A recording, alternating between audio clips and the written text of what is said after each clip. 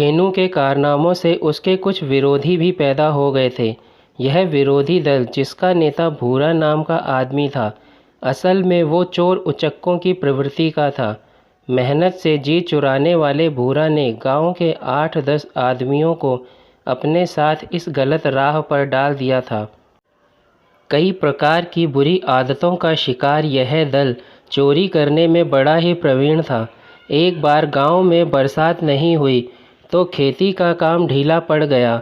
लोग बाग भगवान से मन्नतें मांग रहे थे कि बरसात हो। आखिर बरसात हुई और जमकर हुई। अब तो किसान खेतों में जुट गए।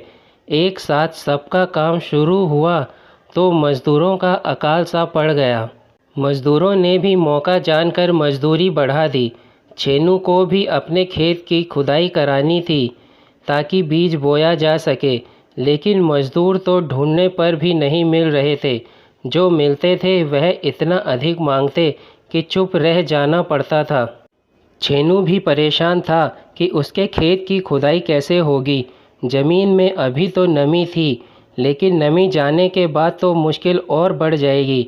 आखिर उसने दिमाग का इस्तेमाल करने का विचार किया और जल्दी से अपने मित्र पंडित केदार प्रजापति के पास पहुंच गया।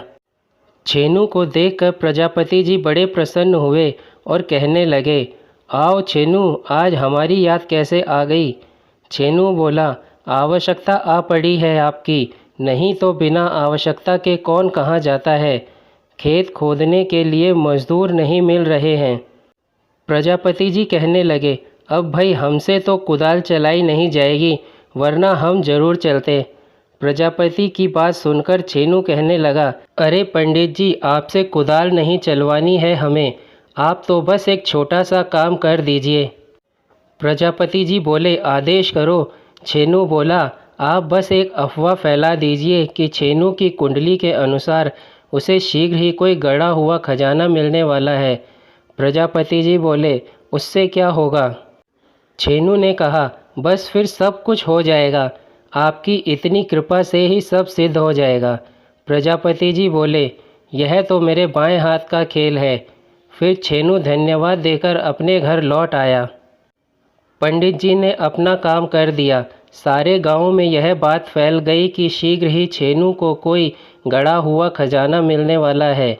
उसी रात छेनू के घर से कुदाल चलने की आवाज़ आने लगी। चोरों के मुखिया भूरा ने भी यह अफवाह सुन ली थी। वह अपनी उत्कंठा न रोक पाया। उसने छेनू के घर से कुदालों के चलने की आवाज़ सुनी तो चोरी छुपे जा पहुंचा। वह देखना चाहता था कि छेनू के घर में खजाना मिलता है या नहीं। वह छुपा हुआ था। आधी रात तक कुदाल चलने की आवाज़ आई, बंद हो गई। आप क्या कर रहे हैं? छेनू की पत्नी की आवाज़ आई। छेनू बोला, खजाना ढूंढ रहा हूँ। सारा घर खोद लिया पर कुछ नहीं मिला। छेनू की हाँफती आवाज़ आई, पर पंडित जी झूठ नहीं बोलते, खजाना तो अवश्य ही है, पर कहाँ है? घर में तो है नहीं, खेतों में हो सकता है।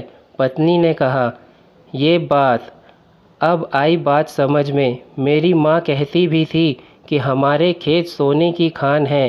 अब कल से वहीं 20 मजदूर लगाता हूँ।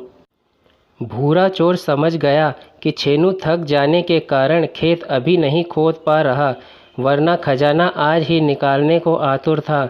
आधी रात हो रही थी। भूरा सीधा अपने मित्रों के पास पहुंचा और उन्हें जगाया। आज बड़े माल की खबर है और तुम लोग सो रहे हो। दोस्तों ने पूछा, क्या खबर है? छेनू खजाना खोद रहा है, पंडित जी ने बताया है। झूठ तो है नहीं, छेनू बहुत चतुर आदमी है।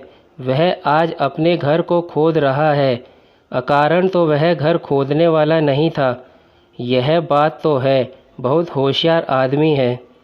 उसे घर में तो खजाना नहीं मिला, लेकिन कल वह खेतों में मजदूर लगाकर खुदाई करेगा। उसकी माँ उसे संकेत करके भी गई है कि खजाना उसके खेत में ही है। भूरा ने कहा, गुरु, फिर तो मज़ा आ जाएगा। छेनू खजाना अपने घर लाएगा और हम किसी रात उड़ा लेंगे। मूर्ख है क्या? भूरा बोला, हमें खजाना आज ही हड़पना होगा। आज? आज कहाँ मिला है खजाना छेनू को।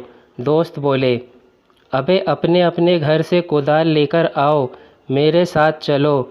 अभी एक पहर रात है, हम 8 लोग हैं।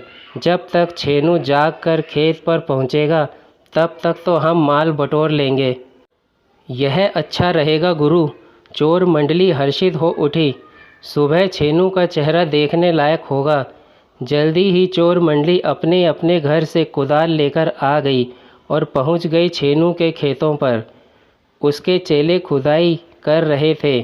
तू यहाँ खोद और यहाँ खोद, भूरा कह रहा था।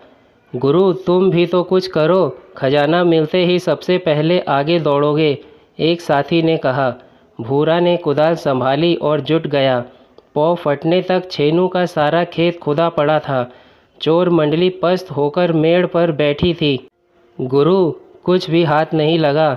हाँ यार, भूरा पस्त भाव से बोला, लगता है खजाना गहरा है। गुरु चलो यहाँ से, कोई आ रहा है। भूरा ने देखा, गांव की तरफ से कोई आ रहा था। छेनू ही होगा, चैन से ना सोया होगा। भागो। थके हारे सब भाग लिए। आने वाला छेनू ही था।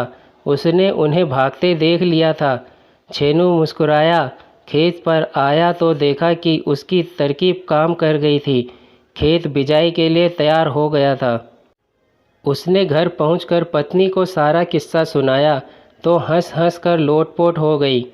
उसके पति ने मुफ्त के मज़दूरों से काम जो करवा लिया था